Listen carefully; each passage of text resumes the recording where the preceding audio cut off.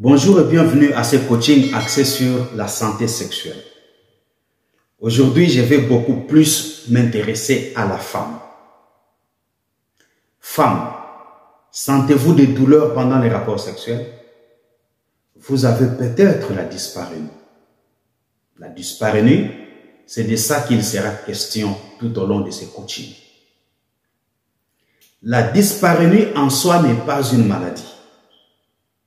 La dyspareunie n'est qu'un trouble qui perturbe la vie sexuelle, surtout des femmes.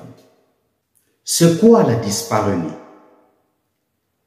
La dyspareunie désigne des douleurs ressenties au cours de l'acte sexuel. On distingue alors deux types de dyspareunie.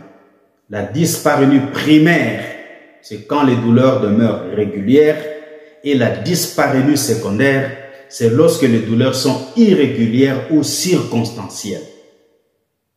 La dyspareunie est superficielle quand la douleur se situe à l'entrée du vagin, empêchant ainsi toute pénétration.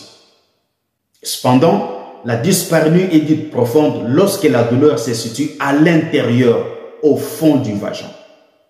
Malheureusement, il y a 25% de femmes qui souffrent de la dyspareunie secondaire ou circonstancielle. Plusieurs facteurs peuvent occasionner la dyspareunie, entre autres des causes physiques telles que la cystite, la vaginite, l'atrophie vaginale, la sécheresse vaginale, les infections vaginales, la malformation vaginale, le bouleversement hormonal, la perforation brutale de l'hymen, les hémorroïdes internes et externes, les toilettes intimes traumatisantes, l'inflammation dermatologique causée par des produits toxiques ou encore l'utilisation des tampons en dehors des menstruations. Un bilan psychocorporel est très important pour évaluer l'impact des douleurs ressenties.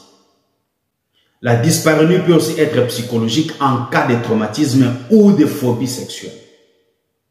Comment soigner la dyspareunie?